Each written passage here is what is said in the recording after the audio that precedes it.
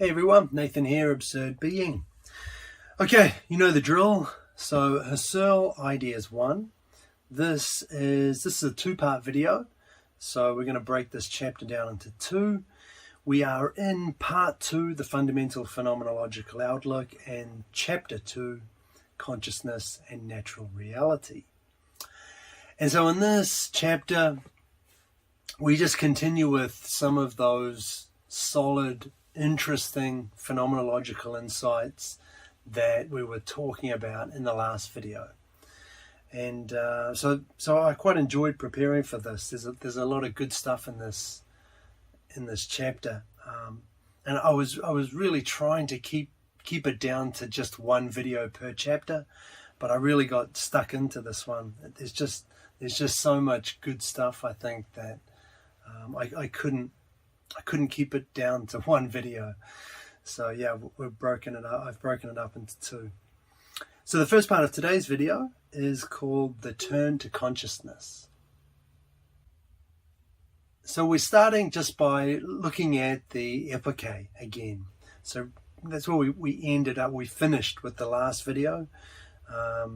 So we're going to revisit that and just talk a little bit more about it.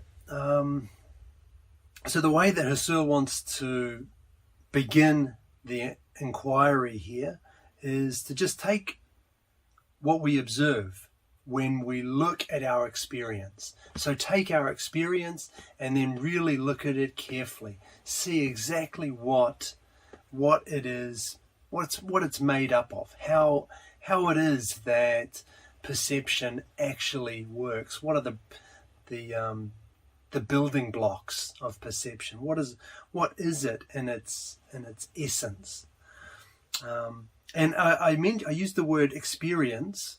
In this video in particular, in this chapter, I found that word becomes a little bit problematic. And Husserl's using it actually in at least two ways. I think three. He's using it in three capacities. And it may be clearer in German, the difference between when he's using experience in one way as opposed to another. But certainly in English, there is a little bit of ambiguity here. So I'm going to clarify this. I'm going to keep using it for now, but in the next video, once I've talked a little bit more about the immanent and the transcendental in particular, then I'm going to explain the different ways that Husserl is using the word experience here. So just take it as it is for now, and but to just keep that in mind. We do need to be a little bit careful with it, because we've already talked about it in relation to empiricism, right? And where Husserl said he wants to get rid of the word experience and replace it with intuition, a much broader word which captures all kinds of awarenesses, modes of awareness, ways of knowing about things, ways of apprehending things. So replacing the word experience with the word intuition. But he goes on to continue to use the word experience anyway, at least in the English version. So there is a lot of ambiguity around this. And someone, AB, made a comment actually in the second video, I think it was, that that empiricism is not just experience but sense experience as opposed to conscious experience, and that's definitely a valid point, a valid distinction to make. But it does get a little bit even more involved, I think. Like I say, I think there are three different uses of the word experience going on.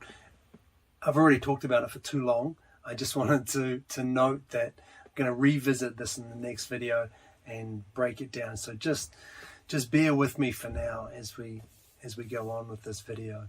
But that's what we're going to do. Take a careful look at our conscious experience and break it down. What is actually going on?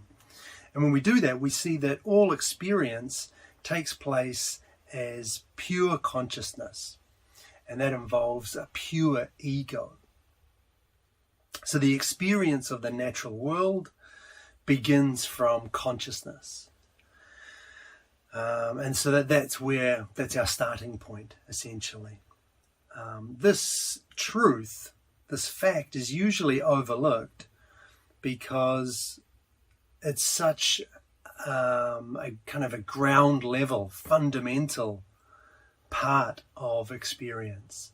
That the fact that it's all experience is conscious. It's all taking place in consciousness, in pure consciousness. It's kind of such a ground floor activity that we don't even recognize that's what we're doing. So that's where Husserl wants to start, though. He says, he maintains that is what we need to, that is kind of where everything springs from. So that's where we need to go. It's the source. That's what we want to look at. But it's usually overlooked because it is so fundamental. And this results in the bias towards empiricism, thinking that there is this, what all experience is sense experience. All experience is experience from, gathered from an external reality through our different sensory modalities, and breaking it down that way seems the correct approach. But that's because the fact that everything's happening at the level of pure consciousness is so easily overlooked because it is so ground floor. And that's what leads to the natural thesis, right? Which is that everything, all experience is sense experience. All experience comes from the empirical. So instead we're going to turn towards this, focus on it. We're going to look at the sphere of consciousness. And this is where the epoche comes in. So because from the natural standpoint, all one can see is the natural world, all of one's focus becomes about this supposed external reality and the way that or the way that all of our inputs appear to come from this external reality, and that turns us away from consciousness. The epoche, that bracketing, gives us a little bit of distance from that, and it lets us see more clearly what's actually going on, and opens up this new domain of study, this domain of pure consciousness. And so that's what we get after the epoche. Consciousness in itself has a being of its own, which in its absolute uniqueness of nature remains unaffected by the phenomenological disconnection. It therefore remains over as a phenomenological residuum, as a region of being which is in principle unique and can become in fact the field of a new science, the science of phenomenology. So I quite like the way Husserl's thinking of it there. When you bracket the natural world, you kind of try and bracket everything, right? Or everything that we think of as experience, we're bracketing, but we find there's something left over, and that there's a residuum here, and what that is consciousness, and that's something that you can never bracket out completely. Whenever you bracket out anything in your experience, there's always something left over. There's always a remainder, and that's this field of pure consciousness. He notes something that we've already talked about before. The epoche is carried out through steps, so it takes place. It happens through a series of graded reductions, and that's why Husserl calls this, instead of just the phenomenological reduction, he calls it phenomenological reductions, plural. So we're going to be looking at that a little bit later.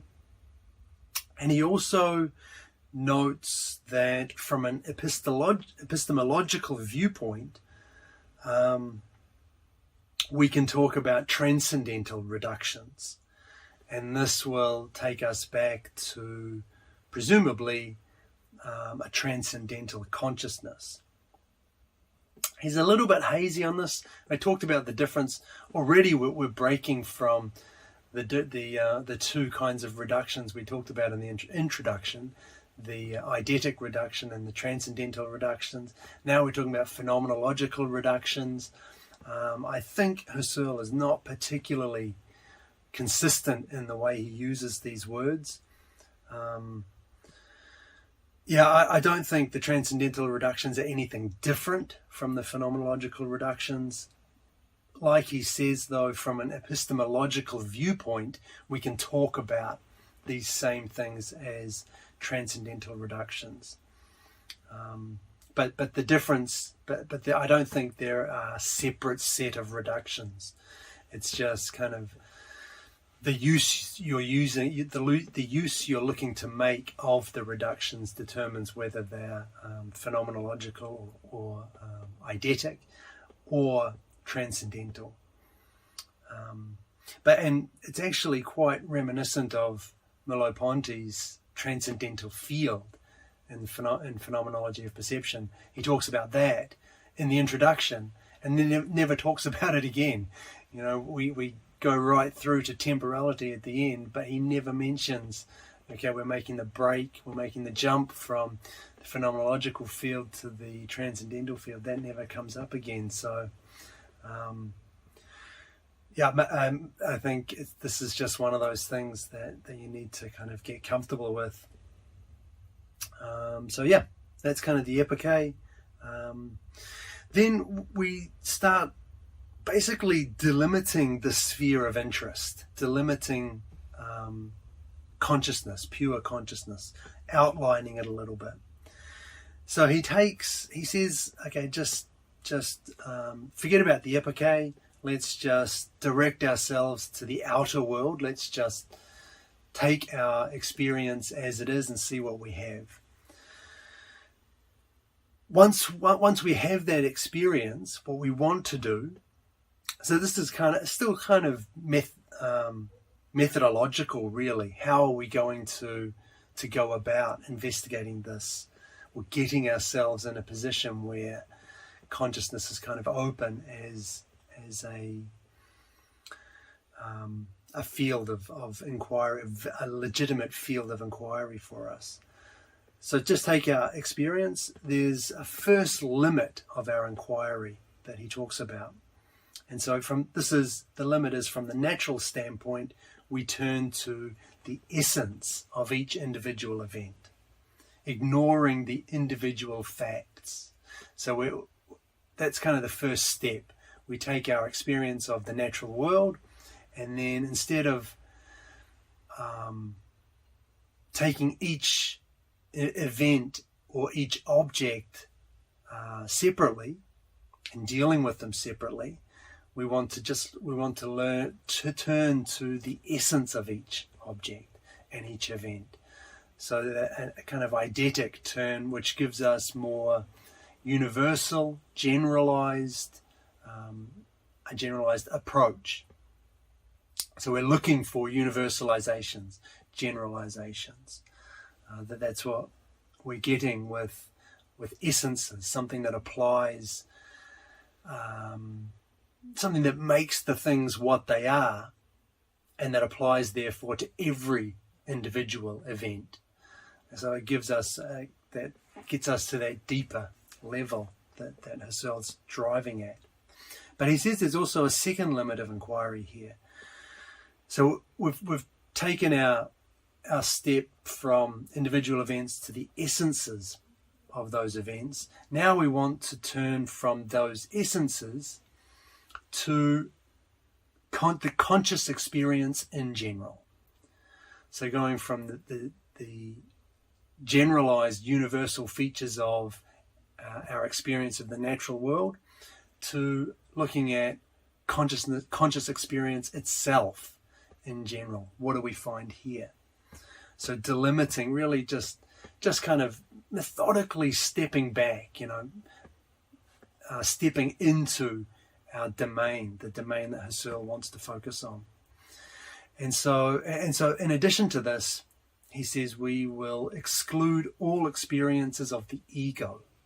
So the ego also has to factor in to this, the self.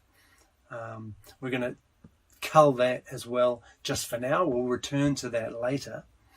But we're going to, that's another feature that we're going to limit out for the moment. So in this way, he says we're going beyond the Cartesian cogito, the I think, because the I think included specific cogitations. I'm pronouncing it like that. It's the Latin word. I don't know exactly how it should be pronounced. The opinions seem to vary on the internet as well. I did try and find the correct pronunciation of this, but it's all over the place. So I'm just saying cogitations, but what I mean is the Latin.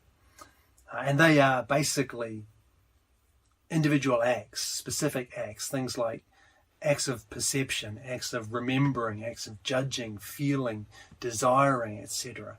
All of those things get bundled into the I think. And also the ego is also wrapped up in that.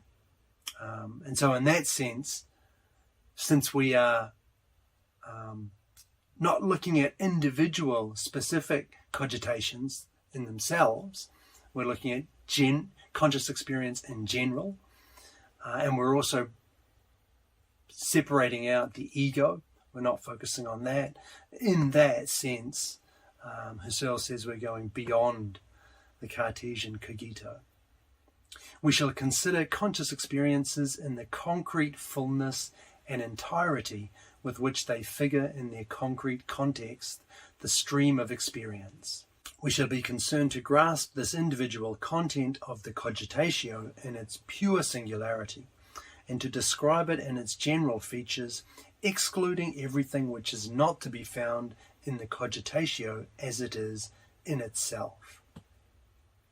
So that's just exactly what Husserl wants to do. Like I've been kind of saying throughout this whole video so far, turning to the realm of pure consciousness. And so we get an example next, which is nice. It's always nice to have a solid example to get your teeth into. And his example is just a piece of paper.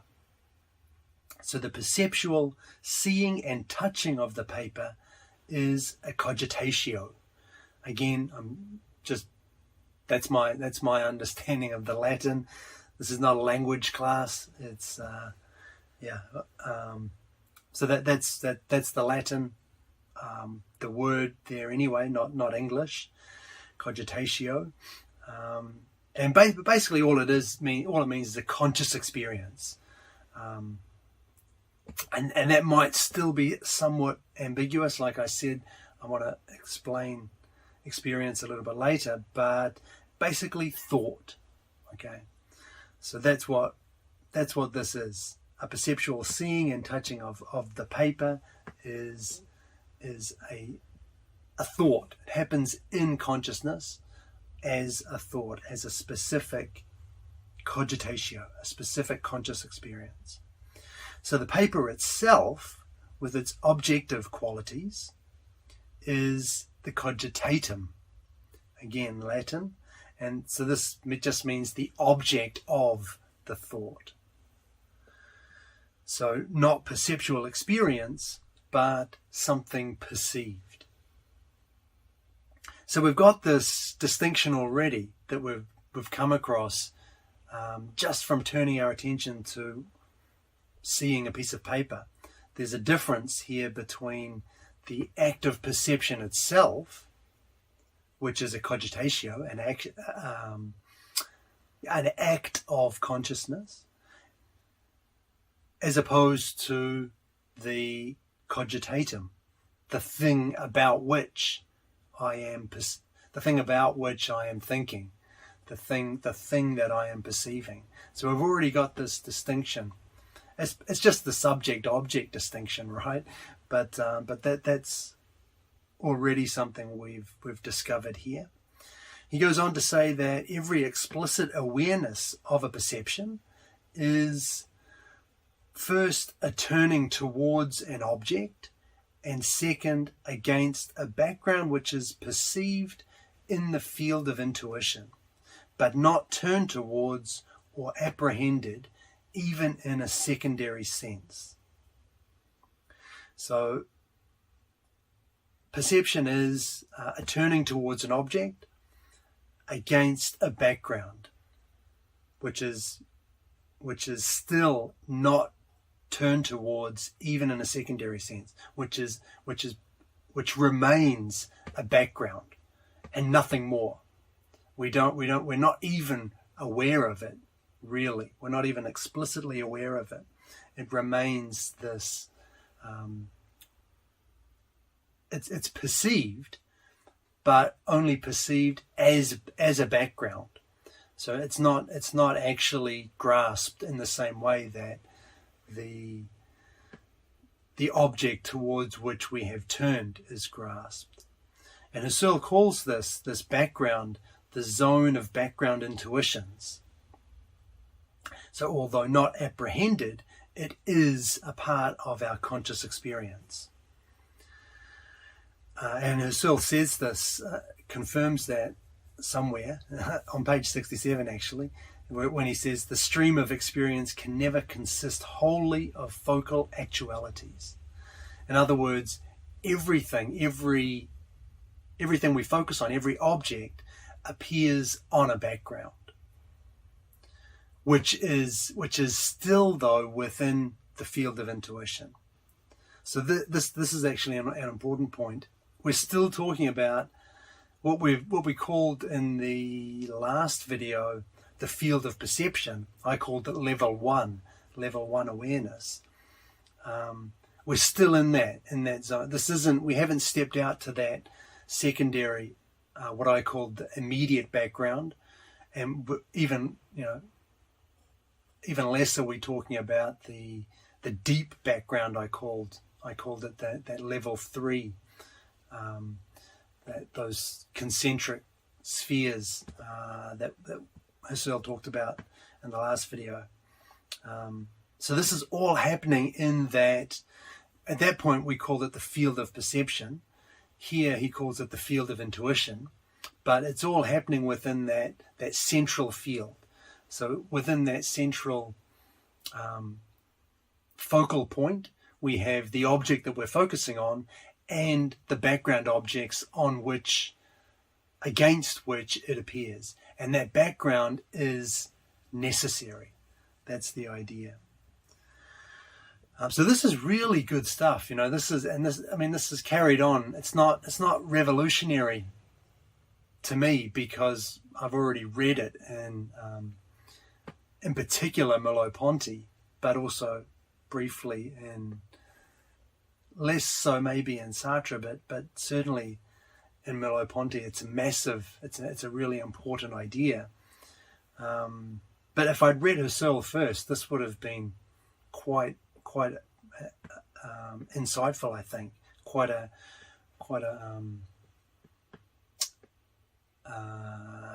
game-changing way of thinking.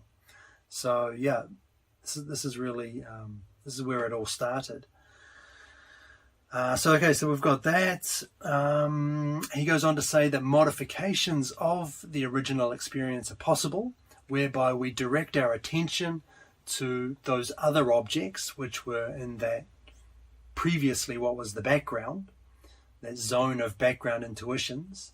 We can direct our attention towards those, focus on them, or focus on one of them, at which point that becomes the focal object, and everything else, including what was the object before, turns into this zone of background intuition, something which is kind of dormant background.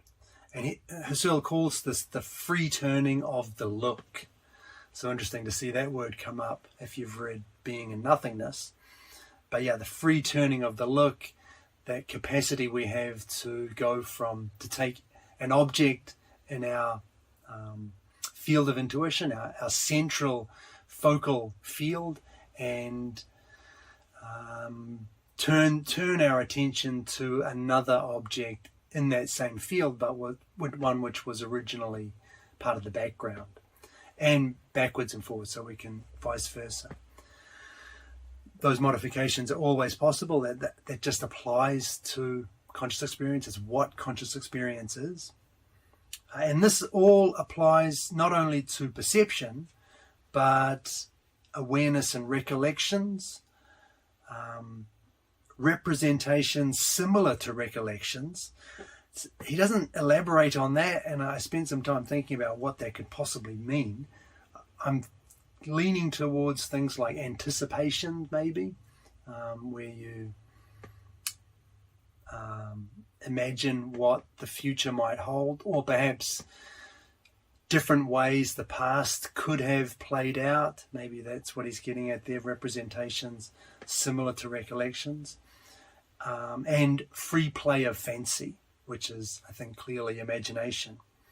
And I think maybe this is a really small point, but representations similar to recollections, different from imagination. So if we think about anticipation, it's not completely free play of fancy. You're not completely indulging your imagination. You're constrained by certain realities of the present and the past. The same if you're imagining how a situation might have played out had things been different. It's not pure imagination because you are constrained by the realities of what actually happened. I'm just trying to make sense of what he means by representations similar to recollections, but that also aren't imagination. But anyway, a real side point. Everything we've said applies to all of those things, not just perception. So some important points to take away from that section. First, the separation of the objects of which we are aware from conscious experience itself, which is that conscious experience itself is a consciousness of those objects. So I said it's just a subject-object. It's not. Maybe it's a bit more complicated than that, though. To be honest, to be fair, because we're separating the act of perception, not the subject, but the act of perception is different from the object being perceived. So I think there is a subtlety actually, which takes us beyond just the kind of Cartesian subject-object distinction. So that is the first point. The second important point, this focus can be modified, so we can modify our actual orientation, our explicit awareness, to the non-actual, that implicitly aware potential, that background, that zone of background intuitions, and back again. So that focus can be modified in that way. The third point I thought was important is Husserl says actually he is going to reserve the words, those Cartesian words, cogito and cogitations, to mean precisely what we've been talking about in this kind of technical sense of what we're talking about here. That is to say, consciousness of something, so intentional. We'll talk about that in a minute. But a turning towards, which is also enveloped at the same time in a background medium of dormant actuality, that, what do we call it? The zone, what was it? Zone of background intuitions. I've forgotten already. The zone of background intuitions, the medium of dormant actuality, another nice phrase. But also that we perform an act of consciousness. So the Cartesian cogito, the cogitations we're talking about, refer to an act will refer to something which is active, a process which is active, not passive. So the subject directs itself towards the object. And that's going to become important later as well, this idea that the subject is doing something. It's not just happening to them. It's not a passive, conscious experience is not a passive process. So those were kind of the three things I thought were important. And also, something else which is important that comes up later is this notion of the ego. And the cogito always includes an ego, Husserl says. So this is a side of the experience which is in harmony with the act itself. So in perception, it's perceptive. In fancy, it's fanciful. In approval, it's approving, and so on and so forth. And I've got a quote for it. To the cogito itself belongs an imminent glancing towards the object, a directedness from which another side springs forth from the ego, which can therefore never be absent. So I'm just throwing it in there because it's important.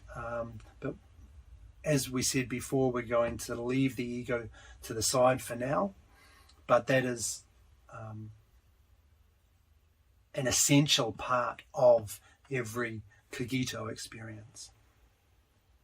And there's another definition here which I wanted to throw in as well. Husserl talks about a wakeful ego. And this is one that within its stream of experience is continually conscious in the specific form of the cogito. So specifically aware in this, or aware in this specific mode that we're talking about, this mode in which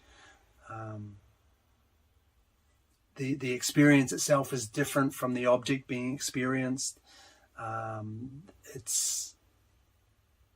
There's a turning towards an object which is enveloped in a background medium of dormant actuality. It's active. This requires a kind of focusing, an effort from the subject. All of this is what Husserl calls a wakeful ego. When you have this engagement in the mode of cogito, then we have a wakeful ego. And this doesn't mean predicative knowledge. So Husserl includes in this animals. Animals are ego subjects. So it's not necessarily rationalized. It's not rational thinking. It's not conceptual thinking. It's the cogito is a more engaged way of experiencing, and that will come up actually in the very next section. So we're going to jump from here to the second section today of today's video, which is called Specific Features of Consciousness. Okay, so in this section we're just going to look at three specific features, but they're all quite interesting. So the first one is intentionality.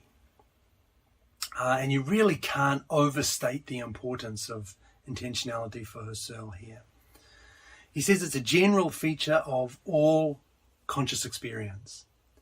So that is, to be conscious at all is to be conscious of something. And that's the intentionality. That's how it's what intentionality means. It's that of something that marks every conscious experience. So importantly, it's not intentionality as a relation between a psychological event and some other real existent. We're dealing with not a specific psychological event, but the essence of all conscious experience. So intentionality equally applies to perception, to imagination, to judgment, to any kind of conscious experience. So if this is the first time you're encountering this word, you might be tempted to think, intentional. It's kind of like I intend something. I'm focusing on something. I'm deliberately, explicitly, directing my attention, willing something. willing, that focus on something. That's not what this is. Intentionality it's deeper than that. That's already a specific act of consciousness, right? To will something is a specific cogitation. We want to understand, or intentionality is a part of every act of consciousness. So it's in there before you will anything, before you, well, I mean, it's not in there before, it's in there as the willing is taking place, but beneath the level of that act of willing something. It's there whether you are willing, whether you are judging, whether you are just perceiving. Intentionality lies at the bottom of it. To be conscious is to be conscious of something. That's intentionality. So it's a really, this gives us quite an engaged, kind of lived feel to the word. Intentional is to be, the fact that conscious experience is intentional means that it's conscious experience is an engaged mode of being, if you like. It's lived. We're looking at experience as it is lived. And intentionality, it's almost like one being absorbed in the intentional object as the object appears to us. Being absorbed by this object as the object that it is. We are conscious of it, consciousness of it. That's what intentionality is. We're kind of drawn into it. We're not thinking about the conscious experience itself. We're thinking about the object. We're drawn into the object, what it is, how it appears for us, what we can do with it, how it relates to other objects. So this is, intentionality is kind of a real, there's a sense of being thrown into the experience, thrown into the world. And it's no coincidence that that's exactly how Heidegger described it. And so that's where we're getting this idea from Husserl's, the way that Husserl describes our experience as intentional. That's what we're getting at here. So that was the first feature. The second feature is apprehending. So I'm going to give you a quote first, and then we'll just spend the rest of that. We'll spend the next few minutes breaking down the quote. So in addition to the intentionality of the cogito experience, apprehending an object, erfassen, coincides with mindfully heeding it, achten, and noting its nature, bemerken. This heeding or apprehending is not to be identified with the modus of cogito in general, but seen more closely with a special act modus which every consciousness or every act which does not yet possess it can assume. Should it do this, its intentional object is not only known in a general way and brought within the directed glance of the mind, but is an apprehended and noted object. So that's kind of a long quote, but let's just see if we can break it down a bit. So it's different from the cogito. Apprehending is different from the cogito, and in relation to which the cogito is, Husserl says, not in itself in turn a proper act. So it's not a proper act in the sense or in the sense that Husserl's thinking of it anyway. It's not a proper act because it's too caught up in the experience, right? It's wrapped up in that intentionality, too absorbed in the intentional object for us to even really call it an act, a true act. There's more of the passive, perhaps, as a part of this than a genuine act. So it's different from the cogito in that way. It's different from the cogito in terms of act, the act side.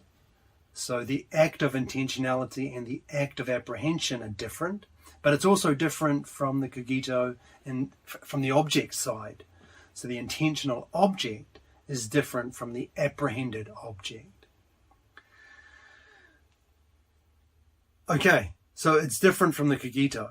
So what is it? Not yet. We're not going to get there yet. Heeding or apprehending is a special act, which is kind of latent, though, in every act of consciousness. So in every cogito, there is the capacity for this apprehending to take place, even though it might only be latent originally. So what is apprehending?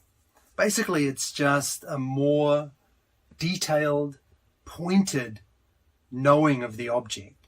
So not just a general, not knowing the object in a general way, bringing it within the directed glance of the mind, but explicitly drawing out the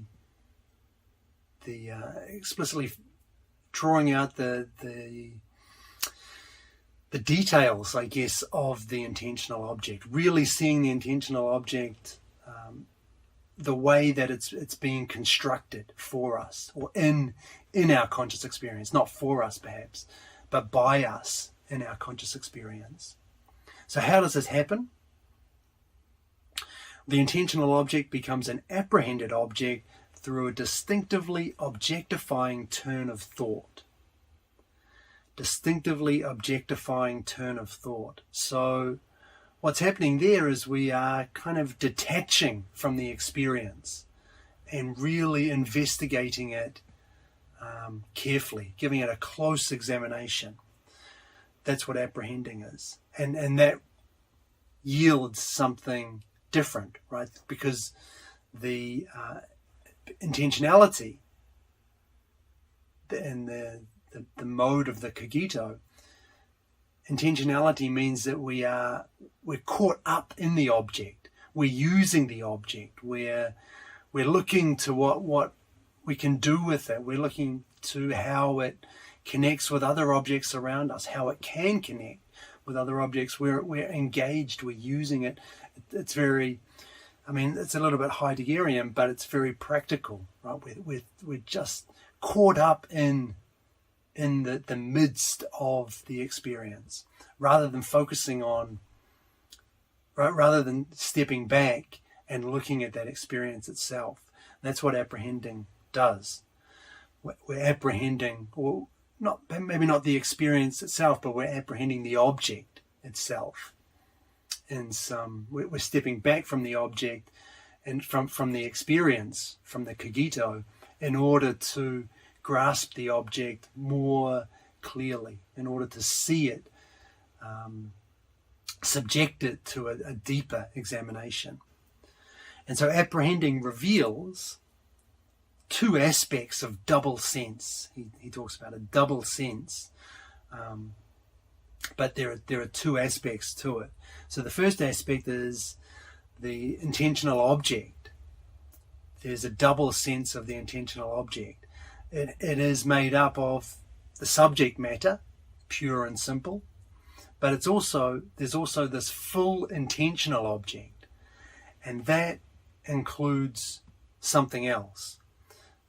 And the example he gives is appreciation, where you have the full intentional object is the matter valued, right? The thing as we value it, the thing with our value associated with it. But that's what we're separating out. We're separating out the matter and the value. So apprehending it lets us see that this what we thought perhaps was a single moment is actually made up of two. The matter plus the value. And the other aspect of this double sense comes about through intention itself. There's a double intention itself. There's an intention directed towards the matter, but there's also an intention directed towards Again, that word, the mode in which the matter appears. But usually we're directed towards this mode not in an apprehending way. The way in which the matter appears. And again, to think about appreciation, we're directed towards the matter and the value, but just not apprehending the latter. Usually. So apprehending lets us bring this into focus. And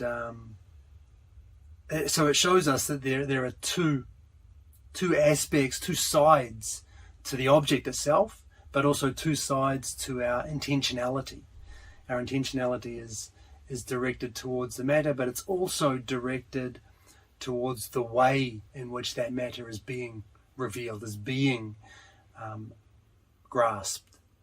And that depends on what specific cogitation we're talking about, whether it's an act of valuing and appreciation, whether it's judging, whether it's desiring.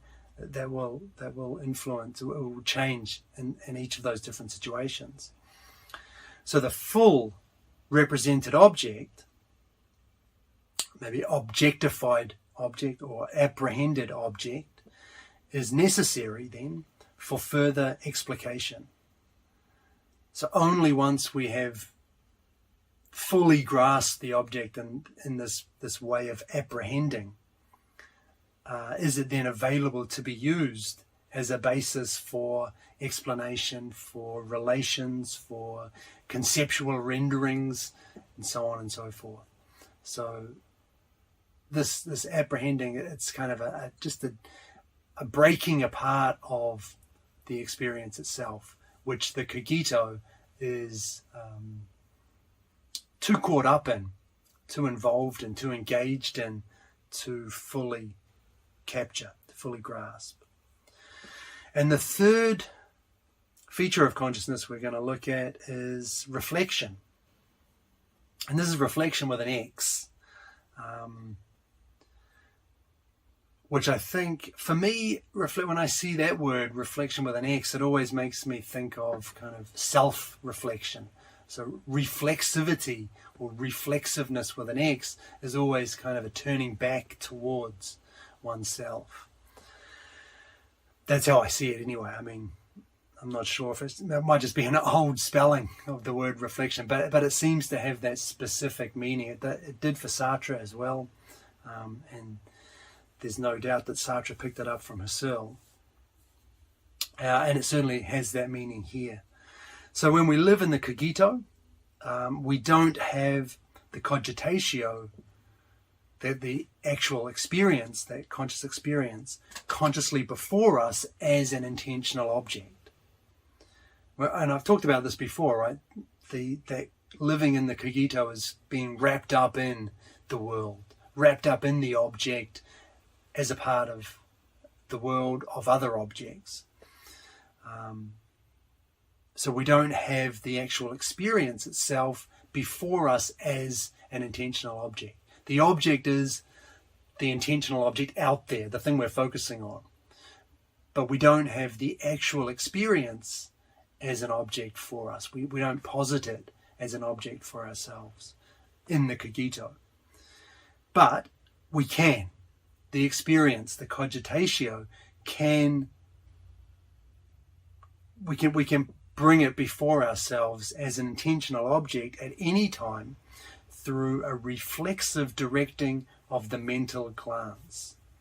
So basically I think of this as like an apprehending of, instead of the intentional object, an apprehending of the conscious act itself. Just bringing the act into taking the act as our object, as our intentional object, turning our attention towards the act itself. So this then is an immanently directed act, or an intentional experience immanently related. And we'll talk about immanent in the next video, but basically it just means completely internal, completely inward focused. So there's the distinction is immanent and transcendent. Transcendent is something which appears for us to be, which appears external to us, which appears, again, in the mode, I'm using that word a lot, in the mode of an external object. It appears as something outside us. Immanent is something which appears as something internal to us. So reflection is an immanently directed act. We're not focusing on anything external, or an intentional experience immanently related. And Husserl says, in a kind of complicated sentence, it includes all acts which take intentional objects that belong to the same stream of experience as that act itself. Basically, he just means includes all acts which take intentional objects that belong to the same stream of experience, that belong to that same ego, that belong to the one same experiencing ego. And so that's the turn backwards towards the experience itself, the experience of that same consciousness that lies behind all of these different conscious acts which might intend different objects, but are all connected through this same stream of experience, all connected to the same ego. So in such an act of perception, so again, a little bit imprecise with his terms, I'm finding Husserl. He's not quite as rigorous when he defines something, and he doesn't really stick to the definition that he gives it. He tends to throw these words around a little bit, and you kind of have to figure out what it means, what each word means from the context in which it's used. But anyway, as he says, in such an act of perception, the perception and perceived essentially constitute an unmediated unity, that of a single concrete cogitatio. So the perception and the perceived are actually the same. That's basically the idea there. They're an unmediated unity. And that's because we've turned towards the experience itself, right? So the perception of the thing and what is being perceived are the same, because we're only concerned with what is being perceived is the experience itself. I remember that we've taken the experience, the cogitatio, and made that the intentional object. So what we have is a cogitatio of that same cogitatio. We've got an experience of an experience, or that experience. So the two, there is no kind of break in terms of separating one from the other. We're treating one as different. We're taking one as an object, but it's the very same thing. That's what's reflexive about it, right? We're putting up this object, but the object is the very thing that it is. It's that very same experience. So there aren't two separate things. The perception and the perceived are an unmediated unity. And the perceiving then can only be separated from the perceived through abstraction. That is to say, it's something which is incapable of existing alone. So just keeping that in mind when we undertake this reflection. And the opposite are transcendentally directed acts, which lack this essential unity, because what the object perceived is different from the the act of perception. So hopefully that kind of makes sense. We don't go into too much detail about reflection. That's all we have for it. So just kind of briefly looking over some of those specific features, but there's you can see where all of the Heidegger and co, where they got their start from. You can see it all here. Even if they took it in a completely different direction, you can see kind of the germs of their thought all throughout this chapter. Okay, let's look at a summary. So first we looked at the cogito, and this was a turning towards, enveloped in a zone of background intuitions. And what was quite important to note about this is the active nature of it. It's an act of perception. It's not although later we do say that it's not a proper act when we're thinking about apprehending, but it is. There is a process going on here that's directed by the consciousness itself. And so that's going to be important to keep in mind. This turning towards, enveloped in a zone of background intuitions, and the idea that there's an active component here. This also applies to other modes of consciousness, so to recollection, to imagination, and so on and so forth. They're all characterized by these same features. And the cogito always includes an ego. So any cogito experience always has this ego side to it, which we haven't really looked at yet. Then we looked at the features of consciousness. The first one was intentionality. So consciousness is always consciousness of something. So it's that of that's important. And we talked about it not being intentional in the sense of willed, right? It's deeper than that. It's what makes up the structure of any conscious experience. But we did say that it's lived. Intentionality is lived. It's a very engaged mode of conscious experience, one in which we are kind of absorbed in the intentional object, in the intended object.